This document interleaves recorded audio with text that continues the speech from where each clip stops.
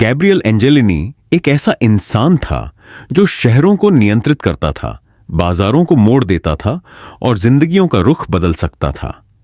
लेकिन जब बात उसके बेटे माइकी की आती थी तो उसकी बनाई हर रणनीति दरकने लगती थी।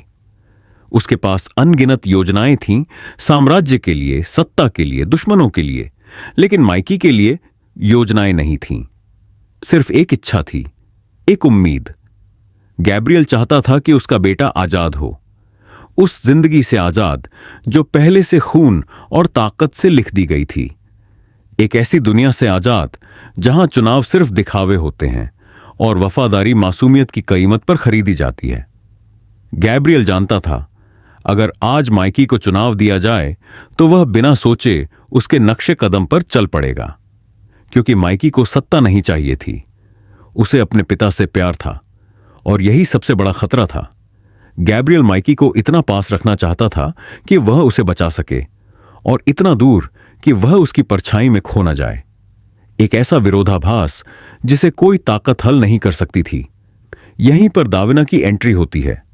वह सिर्फ एक बॉडीगार्ड नहीं थी, वह दूरी थी, एक दीवार माइकी और एंजेलिनी साम्राज्य के बीच। गैब्रियल अपने बेटे को दूर भेजना नहीं चाहता था, इसीलिए उसने उससे भी मुश्किल रास्ता चुना, पास रहकर अलग करना, भले ही उस दूरी में खुद गैब्रियल ही क्यों न छूट जाए।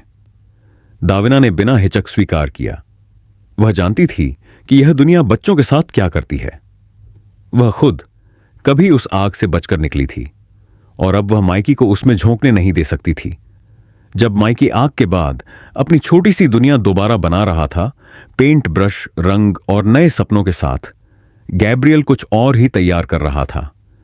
वह आग एक हादसा नहीं थी, कोई अंदर का आदमी था, परिवार या स्टाफ में से कोई। और बच्चे के कमरे में जासूसी करना यह माफी के लायक नहीं था। फ्रेंच माफिया ने अपनी चाल चल दी थी। अब गैब्रियल की बारी थी।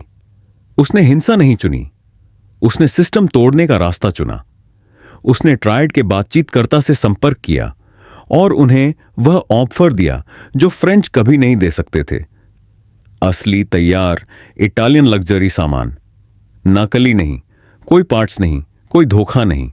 अगर ट्रायड ने यह सौदा स्वीकार किया तो फ्रेंच माफिया का पूरा नेटवर्क बिना गोली चले ढह जाएगा। यह एक जुआ था, शुरुआत में घाटा देने वाला, लेकिन दुश्मनों के लिए विनाशकारी। और अगर यह नाकाम रहा तो दूसरा हमला पहले से तय था। इसीलिए दाविना अब इस मेज पर बैठी थी, सिर्फ सुरक्षा कर्मी बनकर नहीं, बल्कि उस इंसान के रूप में जिसे एक बच्चे का भविष्य सौंपा जा रहा था। क्योंकि एंजेलिनी परिवार में प्यार कभी आसान नहीं होता। हर फैसला एक हथियार होता है, हर वादा एक कीमत मांगता है, और माइकी की आजादी किसी न किसी को चुकानी ही पड़ेगी।